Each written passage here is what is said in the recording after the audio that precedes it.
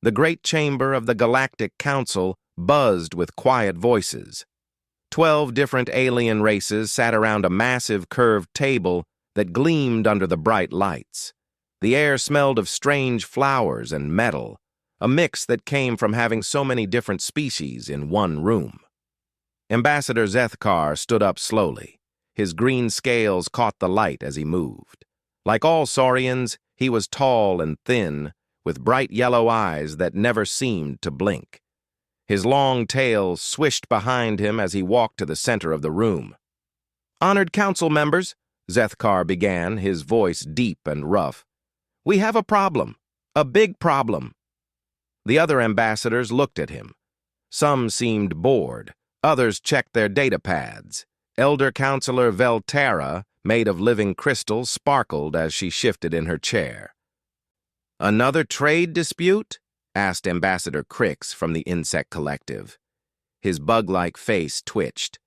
"We settled the grain wars last cycle." "No," Zethkar said. "This is worse, much worse. In the past 6 months, we have lost contact with 15 Outer Rim colonies, not destroyed, lost, gone, like they never existed." Now the room got quiet, really quiet. Zethkar touched a button on his wrist device.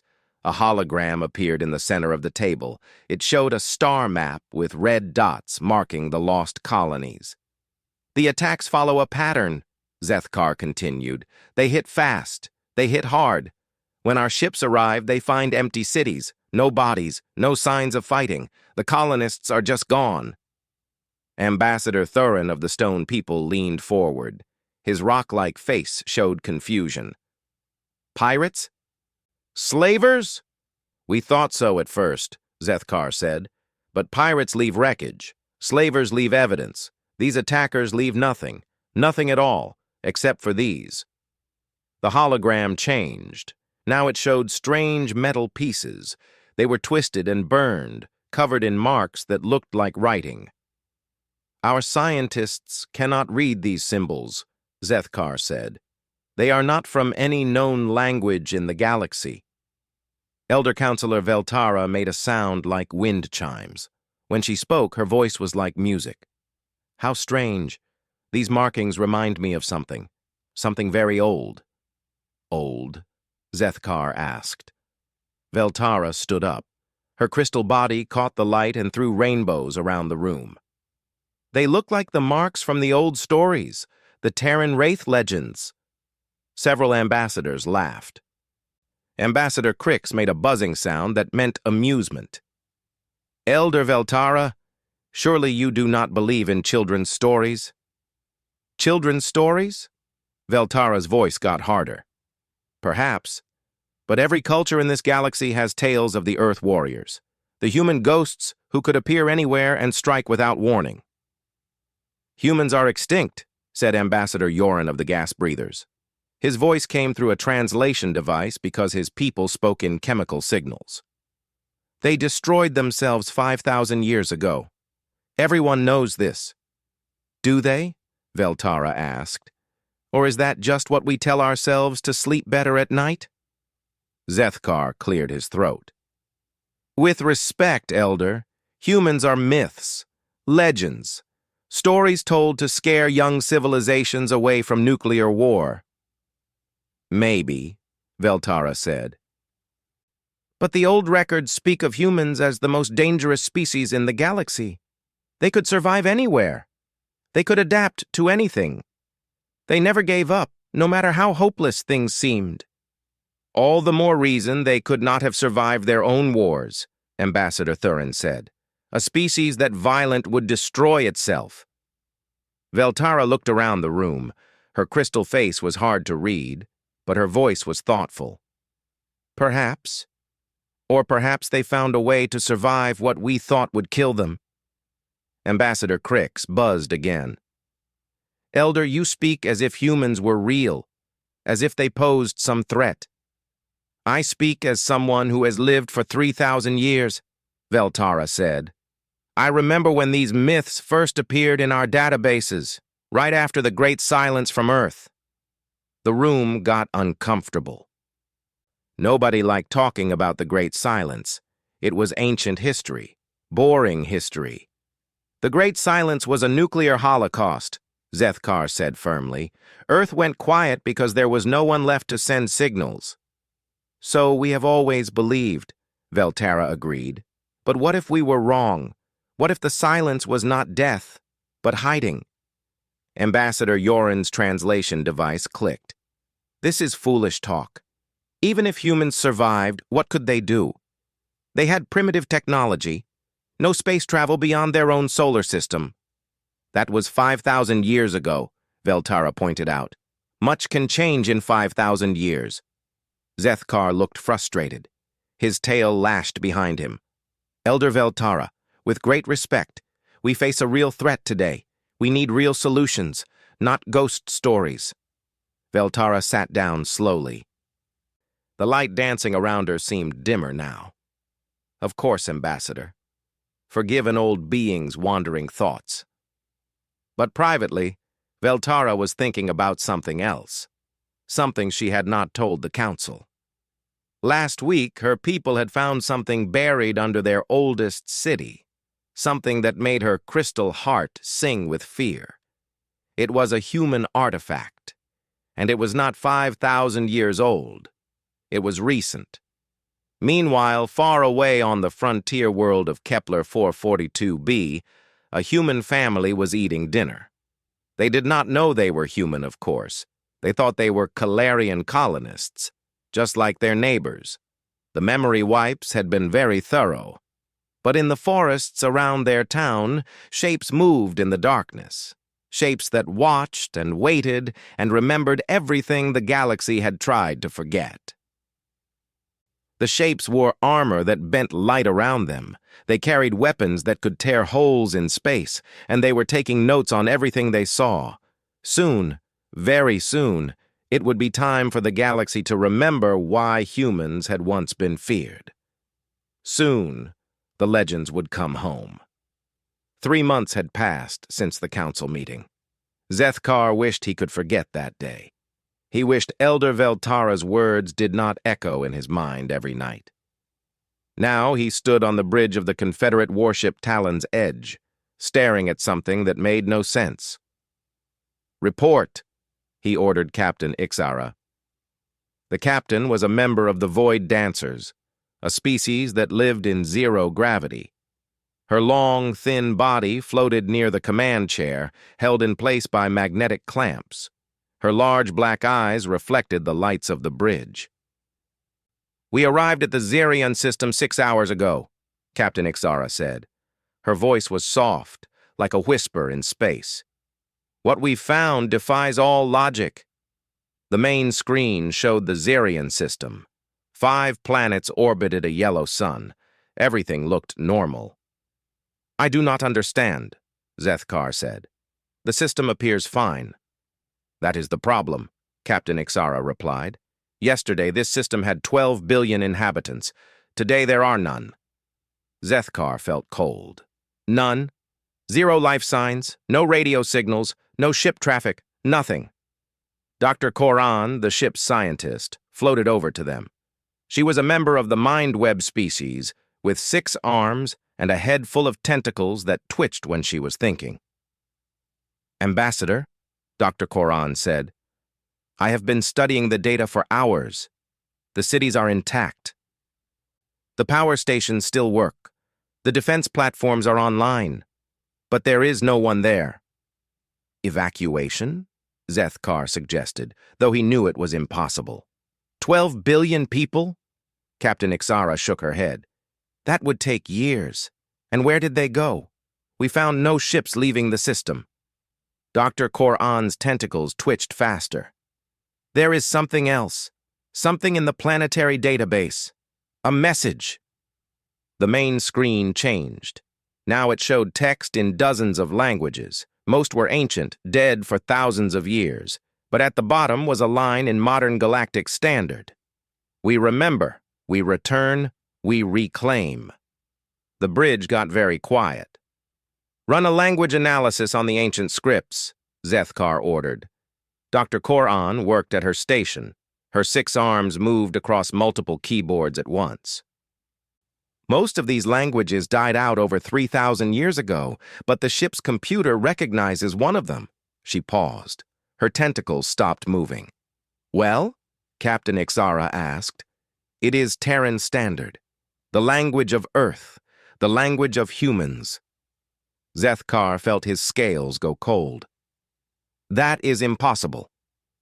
The computer is certain.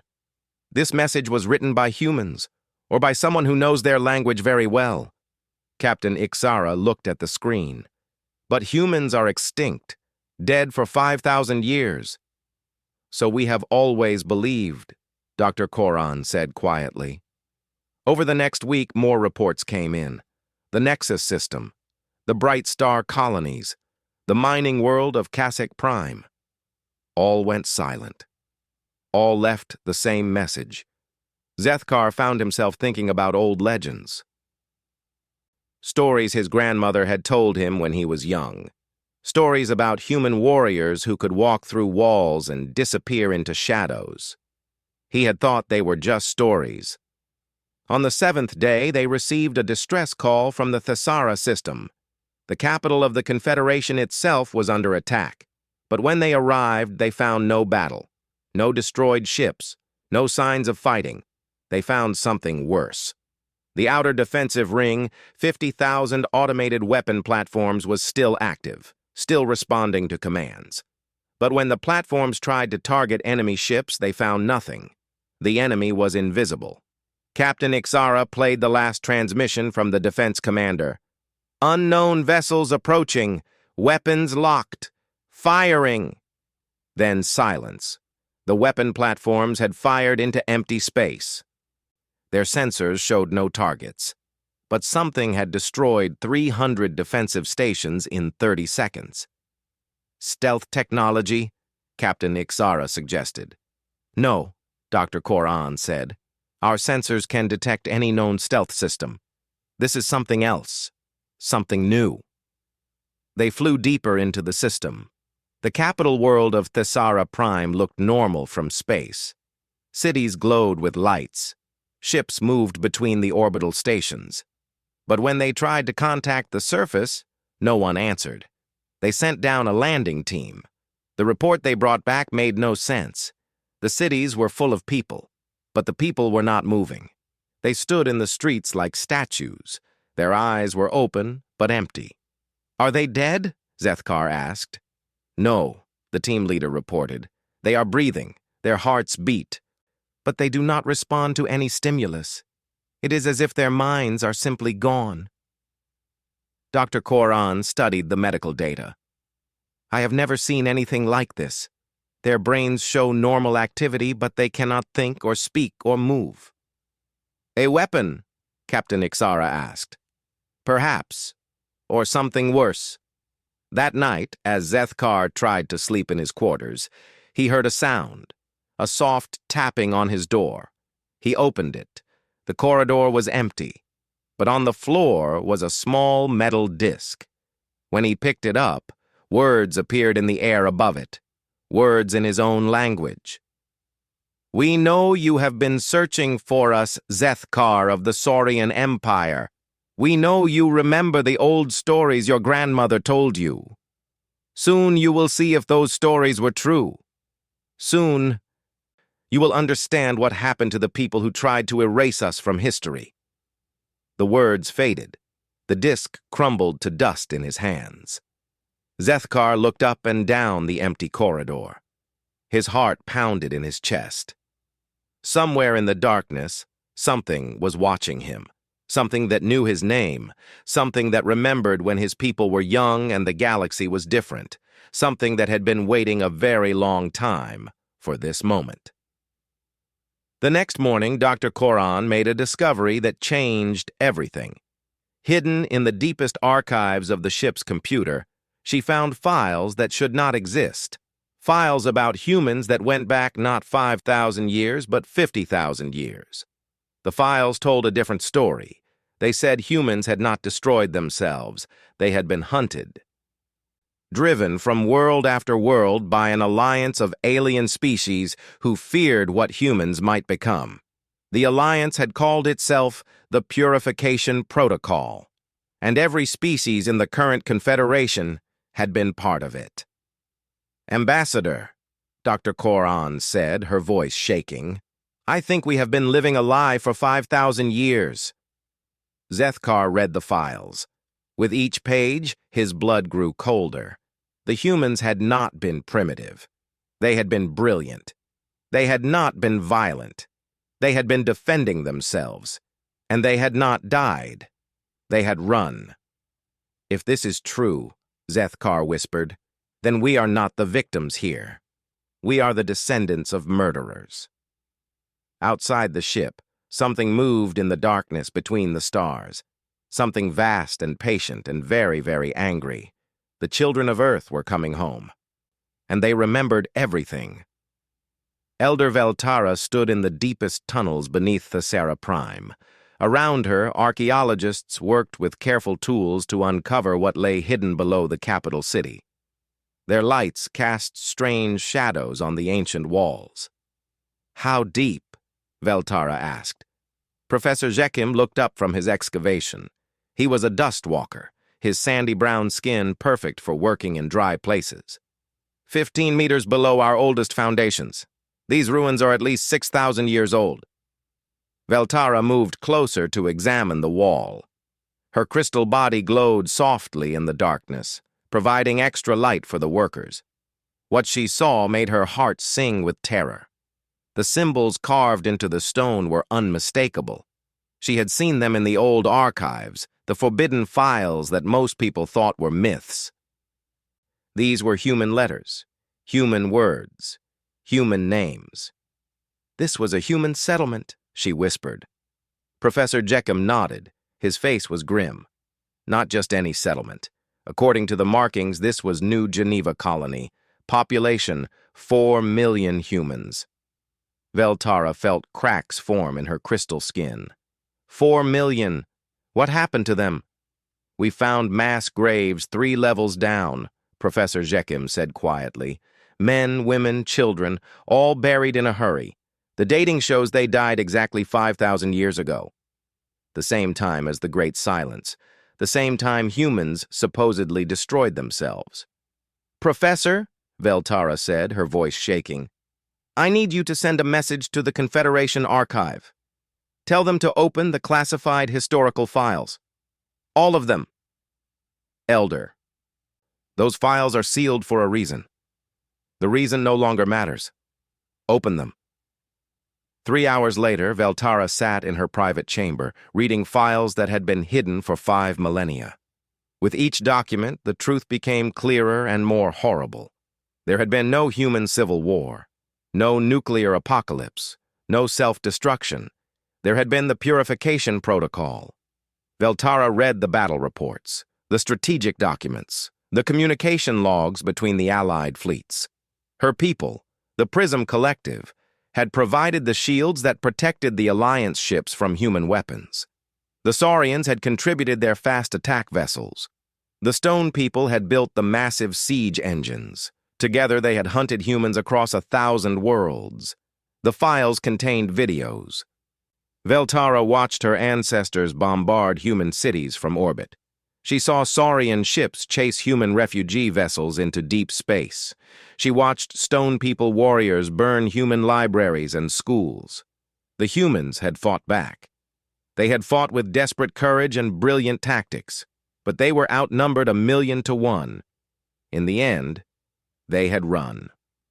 The last file was a message from Admiral Korthax the Elder, the Supreme Commander of the Purification Protocol. Veltara's hands shook as she read his final report.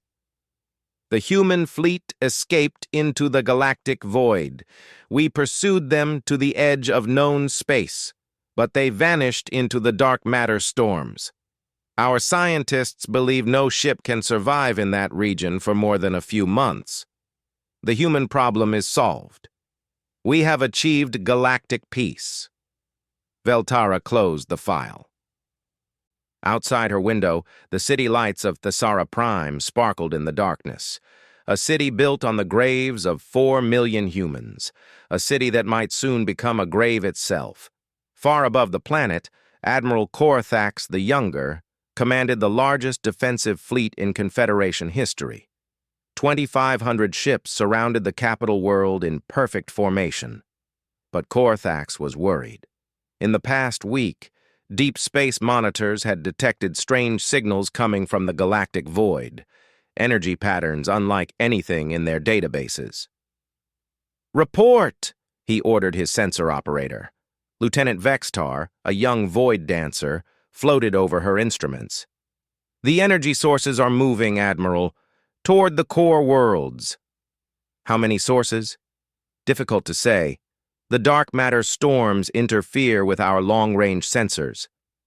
But the power readings are enormous. Each source generates more energy than a small star. Admiral Korthax studied the tactical display. Ships? If they are ships, they are larger than anything we have ever built. And there are thousands of them. The Admiral's blood went cold. Thousands? At least 7,000, sir, possibly more. Korthax had commanded fleets for 60 years. He had fought pirates, rebels, and alien invaders, but he had never faced anything like this. Time to arrival? At current speed, 18 hours. Korthax opened a communication channel to Confederation High Command. "This is Admiral Korthax. I need to speak with the Emergency Council immediately." While the Admiral made his report, something else was happening in the deepest parts of space. Aboard the human flagship Terra Invicta, Admiral Sarah Chen Okafor stood before a massive holographic display. Around her, the bridge crew worked at stations that seemed to be made of living light. The display showed the positions of every Confederation fleet in the galaxy.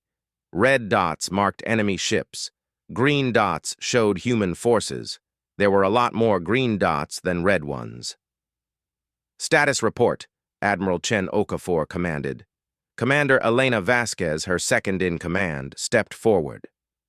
"All fleets report ready, Admiral. The Vengeance Fleet has reached the Outer Rim. The Liberation Fleet is moving toward the core worlds. The Reclamation Fleet is in position around Earth." Sarah nodded. Earth. The world their ancestors had been forced to abandon. For 5,000 years, the Confederation had used it as a prison planet for the worst criminals in the galaxy. Soon, it would be clean again. "What about the Memory Restoration Project?" Sarah asked. "Proceeding on schedule. We have identified 47 million humans living under false identities throughout the galaxy. The memory implants are breaking down. They are beginning to remember who they really are." Sarah smiled. It was not a kind smile. 5,000 years ago, the Alliance had thought they were clever. Instead of killing all humans, they had captured many and erased their memories, turned them into fake aliens, and scattered them across the galaxy. They had wanted to use human intelligence for their own purposes, while making humans forget their true nature. They had not expected human minds to be so adaptable, so persistent, so impossible to completely erase. The memory blocks were failing. All across the galaxy, humans were waking up, remembering their real names, their real families, their real history, and they were very, very angry. "Admiral," Commander Vasquez said, "we are receiving a transmission from the Confederation capital. They want to negotiate." Sarah laughed. The sound echoed through the bridge like thunder. "After 5,000 years, they want to negotiate? How generous of them." She turned to her communication officer. "Open a channel." The main screen lit up with the image of Elder Veltara, the crystal being looked old and tired and afraid. "I am Admiral Sarah Chen Okafor of the Terran Diaspora Fleet," Sarah said. "You wanted to talk." "Admiral, I have discovered the truth about what happened to your people. We know we wronged you. We are prepared to make amends." Sarah's eyes were like ice. "Amends?" You hunted my ancestors across the galaxy. You bombed their cities. You stole their children. You built your civilization on their graves. And now you want to make amends? We were young. We were afraid. We made mistakes. Mistakes. Sarah turned to look at her crew. Each one was a descendant of the humans who had fled into the void. Each one had grown up hearing the stories of what the galaxy had done to their people. "Tell me, Elder Veltara," Sarah said, turning back to the screen. "Do you know what we found when we came back to Earth?" Veltara was silent. "We found our museums turned into garbage dumps, our libraries burned, our cemeteries dug up and built over. You did not just try to kill us, you tried to erase us, make it as if humans had never existed." Sarah stepped closer to the camera. "But we did exist. We do exist. And now, you are going to learn what 5,000 years in the void taught us." The transmission ended. Admiral Chen Okafor turned to her fleet commander. "Signal all ships. Operation Lazarus begins now." Above Thesara Prime, Admiral Korthax watched his sensors in growing horror. The energy signatures were getting stronger, closer, and they were not alone. All across the galaxy, similar fleets were approaching every major Confederation world. The humans had not just survived, they had thrived, they had grown, they had planned, and now they were home. The attack began at exactly 0300 Galactic Standard Time. Across 17 star systems, the same thing happened in the same moment. Space twisted, reality bent. And suddenly, where there had been empty darkness, human ships materialized. Admiral Korthax was drinking his morning stimulant when the alarms began screaming on the bridge of his flagship. He rushed to the command center, still wearing his sleeping robes. "Report!" he shouted over the noise. Lieutenant Vextar's voice shook as she spoke. "Admiral, we have contacts. Multiple contacts. They just appeared from nowhere." The main screen showed the space around Thesara Prime. Red dots marked enemy positions. There were hundreds of them. "How did they get past our sensor nets?" Korthax demanded. "Sir, they did not get past them. They materialized inside our defensive perimeter. Our sensors show they were not there 1 second, and then they were." Korthax stared at the display. The human ships were unlike anything he had ever seen. They seemed to shift and blur, as if they existed in several places at once. "All ships, battle stations," he commanded. "Prepare to engage." 2,500 Confederation warships turned toward the human fleet. Weapon systems powered up, shields activated, Marines prepared for boarding actions. The humans did not respond to hails. They simply waited. "Sir," the weapons officer called out, "we have target lock on the enemy formation. Fire at will." The Confederation fleet opened fire with everything they had. Plasma cannons that could melt mountains, quantum torpedoes that could crack planets, energy beams that could cut through starship hulls like paper. The weapons found nothing but empty space. "Where are they?" Korthax screamed. "They are right there, sir," Lieutenant Vexitar said.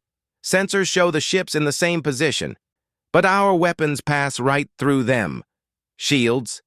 No shields detected. The ships are simply not there when our weapons arrive." Then the humans struck back. The first Confederation ship to die was the destroyer Wave Cutter. One moment it was firing uselessly at phantom targets. The next moment, it was gone. Not destroyed. Gone. As if it had never existed. "What happened to the Wave Cutter?" Korthax demanded. "Unknown, sir. 1 second it was there, the next it was not. No explosion, no debris, it just stopped existing." More ships began to vanish.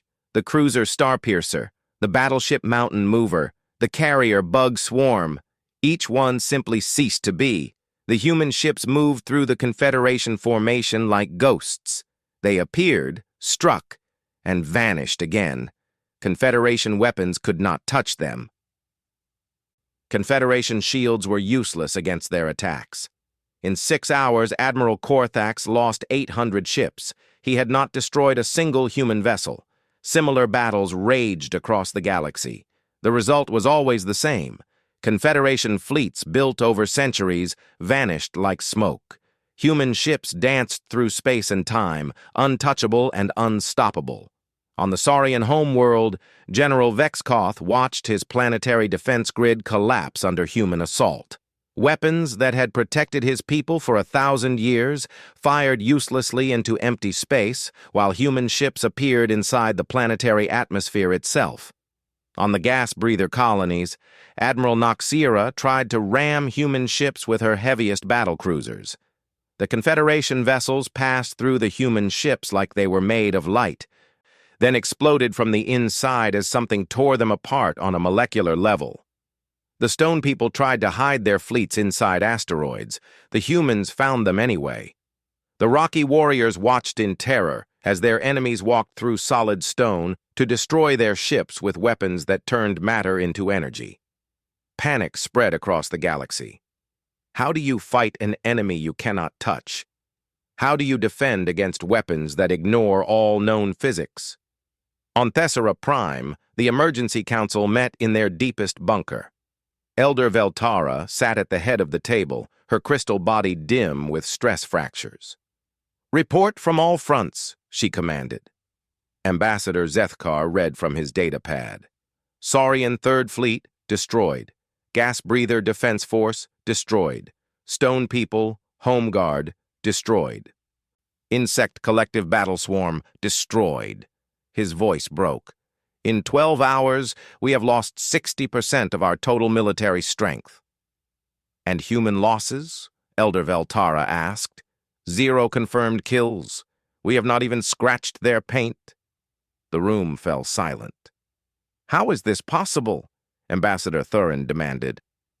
No technology can be this advanced. Dr. Koran floated in from her research station. Her tentacles drooped with exhaustion. I have been analyzing the battle recordings. The human ships do not obey normal physics. They exist in multiple dimensions simultaneously. When we fire at them, we hit only one dimension while the ship moves through others. And their weapons? Veltara asked. They appear to manipulate space-time itself. They can make our ships exist in a different reality, where they simply cease to be part of this universe. Ambassador Yoren's translation device clicked rapidly. This is impossible. No species can master such technology. Apparently humans can, Dr. Koran said quietly. 5,000 years in the galactic void gave them time to learn things we never imagined possible. The lights in the bunker flickered. Emergency power kicked in, casting red shadows on the walls. What was that? Zethkar asked. Unknown, replied the bunker's AI. All power systems report normal function, but energy readings throughout the facility are fluctuating. The lights flickered again. This time, they stayed off longer. When they came back on, someone was sitting at the table. The council members reached for their weapons, but stopped when they saw what faced them. It was a human woman in black armor that seemed to absorb light. Her helmet sat on the table beside her, revealing a scarred face and cold, dark eyes. I am Commander Elena Vasquez, she said calmly, speaker for the Terran diaspora. How did you get in here? Zethkar demanded, his hand on his sidearm. This bunker is sealed, protected by the best shields in the galaxy. Elena smiled. It was not a friendly expression. Your shields protect against your technology. We are no longer bound by your limitations. She stood up slowly. You wanted to negotiate. So let us negotiate. Elder Veltara leaned forward. What do you want? Justice, Elena said simply. For 5,000 years, your people lived in peace, while ours lived in exile. You built cities on our graves. You turned our world into a prison. You stole our children and tried to make them forget who they were. We know we wronged you, Veltara said. Tell us how to make things right. Elena laughed. The sound was like ice breaking. Make things right?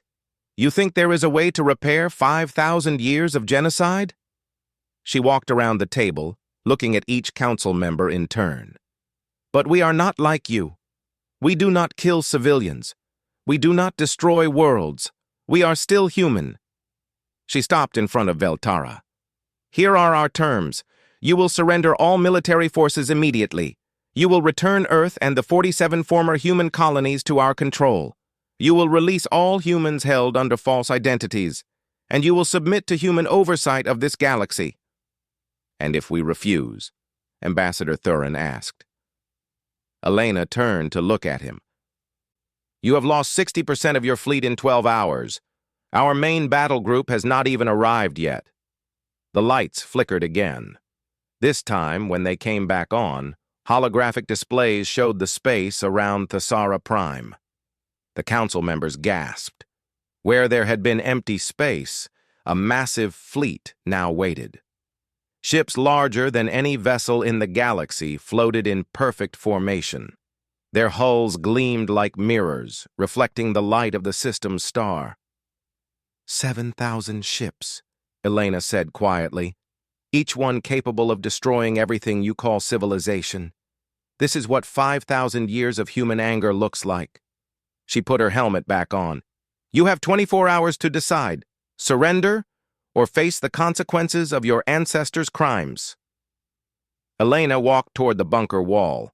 As she approached, the solid metal became transparent. She stepped through it like walking through water and vanished. The council sat in stunned silence. Finally, Elder Veltara spoke. "Contact all remaining fleets. Tell them to stand down." "Elder?" Zethkar asked. "We cannot win this war," Veltara said. "Perhaps we never could. 5,000 years ago, we thought we had destroyed humanity. Instead, we only made them stronger." Outside the bunker, 7,000 human warships waited in the darkness. Inside each ship, the descendants of Earth's children prepared for whatever decision the galaxy would make. They had waited 5,000 years for this moment. They could wait a little longer, but not much longer. 24 hours passed like a lifetime. Elder Veltara stood in the council chamber, looking out the great window at the night sky above Thesara Prime. Stars twinkled peacefully, giving no hint of the massive fleet that waited in the darkness beyond. The other council members sat around the table, arguing in whispers. Some wanted to fight. Others wanted to surrender. All of them were afraid. "The deadline approaches," Ambassador Zethkar said. "We must decide." "There is nothing to decide," replied Ambassador Thurin, his stone face grim. "We cannot defeat them. Their technology is beyond our understanding." "So we just give up," demanded Ambassador Crix, his insect wings buzzing with anger. "Hand over the galaxy to the humans?" "They were here first," Elder Veltara said quietly. "We took the galaxy from them." "That was 5,000 years ago," Crix protested. "We are not responsible for what our ancestors did." "Are we not?" Veltara turned from the window. "We built our cities on their graves. We have been living on stolen worlds for 50 centuries. Ambassador Yoren's translator clicked. "Even if we wanted to surrender, the military will not accept it. Admiral Korthax has gathered every remaining ship at the Nexus stronghold. He plans to make a final stand." Veltara closed her eyes. Korthax was a good soldier, but he did not understand what they were facing. "How many ships?" 15,000 vessels from every species in the Confederation, the largest fleet ever assembled. "And it will not matter," Dr. Koran said from her station. Her tentacles drooped with exhaustion. "I have been studying the human technology for 3 days. Their ships exist in multiple dimensions. They can appear anywhere, strike anything, and vanish again. Our weapons cannot touch them." "Then we die fighting," Ambassador Thurin said. "Better than living as slaves." "Who said anything about slavery?" a new voice asked. The council members spun around. Commander Elena Vasquez stood in the center of the room, having appeared from nowhere again.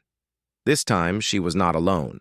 A dozen other humans stood with her, men and women of different ages and colors, all wearing the same black armor. They had appeared as silently as ghosts. "Your time is up," Elena said. "What is your answer?" Elder Veltara stepped forward. "The Council votes to surrender, but our military commanders refuse to accept defeat.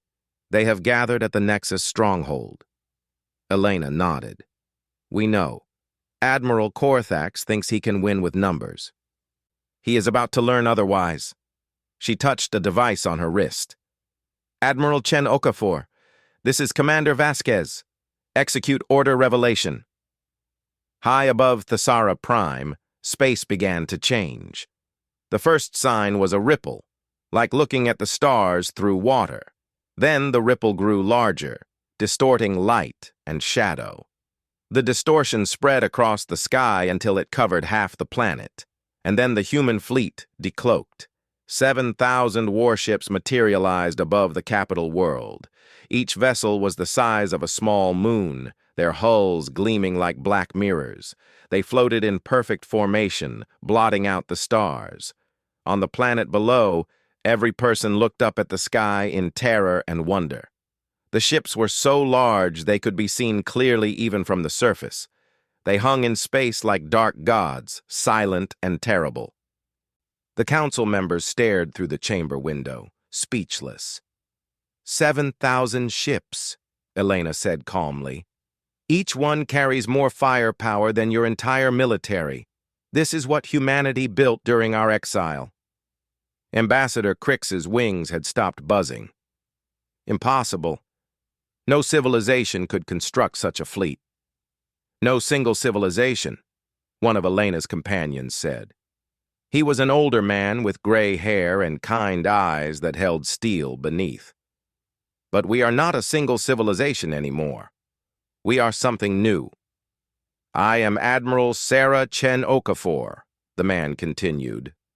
5,000 years ago, your ancestors scattered my people across the galaxy. They thought they were destroying us. Instead, they taught us the greatest lesson in human history. What lesson?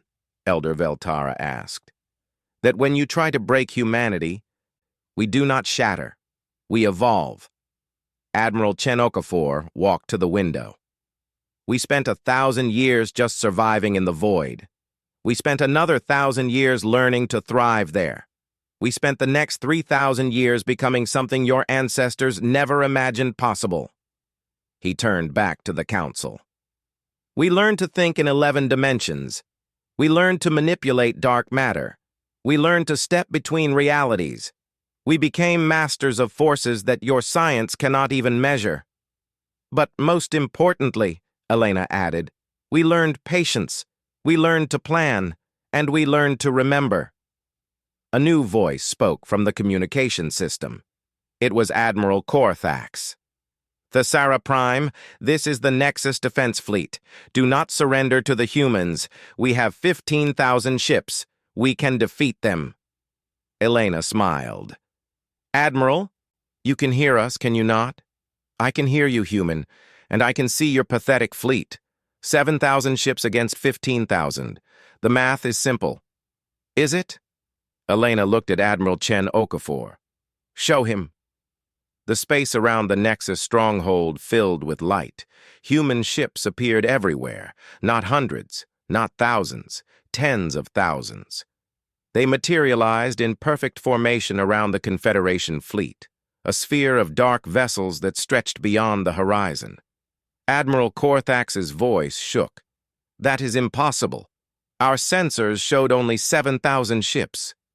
Your sensors show only what we want them to show, Admiral Chen Okafor replied. Did you think the 7,000 ships above Thesara Prime were our entire fleet? They are just the advance guard. The human ships began to move. They flowed around the Confederation fleet like water, their hulls shimmering with energy. The Confederation ships tried to turn, tried to form defensive positions, but the human vessels appeared and vanished faster than thought. How many ships? Admiral Korthax whispered. 50,000 active vessels, Admiral Chen Okafor said, with another 100,000 in reserve. We had 5,000 years to build them, Admiral. We used the time well.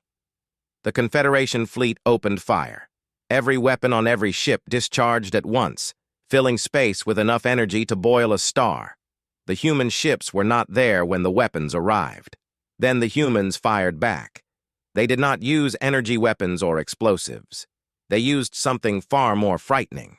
Reality itself became their weapon. Confederation ships simply stopped existing. Not destroyed, not vaporized. They ceased to be, as if the universe forgot they had ever been built. In 30 minutes, 15,000 Confederation vessels became empty space. 0 human ships were damaged. "Admiral Korthax," Elena's voice echoed across the silent battlefield. "Do you surrender?" The communication channel crackled. Yes, we surrender. All ships power down your weapons and prepare to be boarded." On Thesara Prime, the Council watched in stunned silence as the greatest military force in galactic history was defeated without effort. "Now you understand," Admiral Chen Okafor said. "This was never a war. Wars are fought between equals. This was a reckoning." He activated a holographic display showing the entire galaxy. Green dots marked human-controlled systems. Red dots showed Confederation territory. For 5,000 years, you controlled 90% of the galaxy. Today, that changes. The display shifted. Green dots began appearing everywhere. Thousands of them, spreading across every spiral arm. "Our hidden colonies are revealing themselves. Our sleeper agents are activating. Our memory-wiped brothers and sisters are remembering who they really are." Admiral Chen Okafor smiled. 47 million humans just woke up across the galaxy. They are taking control of the worlds where they live. Elder Veltara stared at the display. "You have already won." "We won the moment we survived your genocide," Elena said. "Everything since then has just been waiting for the right time to come home." "What happens now?" Ambassador Zethkar asked. Admiral Chen Okafor walked to the center of the room. "Now we rebuild. The galaxy will be reorganized under human leadership. Your species will be allowed to keep your homeworlds and colonies, but you will no longer make decisions for others." "And if we refuse to accept human rule?" Ambassador Thurin asked. Elena gestured toward the window. Above them, 7,000 massive ships waited in perfect silence. "You are free to try," she said. Admiral Chen Okafor opened a communication channel to the entire galaxy. His voice reached every world, every ship, every space station in Confederation territory. "To the peoples of the galaxy, this is Admiral Sarah Chen Okafor of the Terran diaspora. For 5,000 years, you have lived in peace while we lived in exile. You built your civilization on the ashes of ours. You told yourselves we were myths, legends, cautionary tales about the dangers of war. You were wrong. We are not myths. We are the children of Earth, forged in the fires of your hatred and tempered in the cold of deep space. We are what humans become when you try to erase us from existence. We do not seek revenge for what your ancestors did to ours. We seek justice. We seek a galaxy where no species will ever again face extinction for being different. We seek a future where the strong protect the weak instead of destroying them. The age of the Confederation is over. The age of humanity has begun. Welcome to the new galaxy." Admiral Chen Okafor closed the channel and turned to the council members. "You have 7 days to turn over control of all military and governmental functions to human administrators. Your people will be treated fairly and with respect, but you will never again hold power over others." He walked toward the wall, followed by Elena and the other humans. As they approached, the solid barrier became transparent, allowing them to step through like walking through air. Before Elena vanished, she looked back at Elder Veltara. "You asked what we learned in our exile. We learned that the universe is vast and cold and empty, but we also learned that as long as one human remembers who we are, humanity will never die. Remember that when you tell your children about today. Remember that legends once awakened never sleep again." The humans faded from view, leaving the council alone with their defeat. Outside the chamber, 7,000 ships hung in the darkness above Thessera Prime, their lights visible across half the galaxy. A reminder that Earth's children had come home at last, and they would never leave again.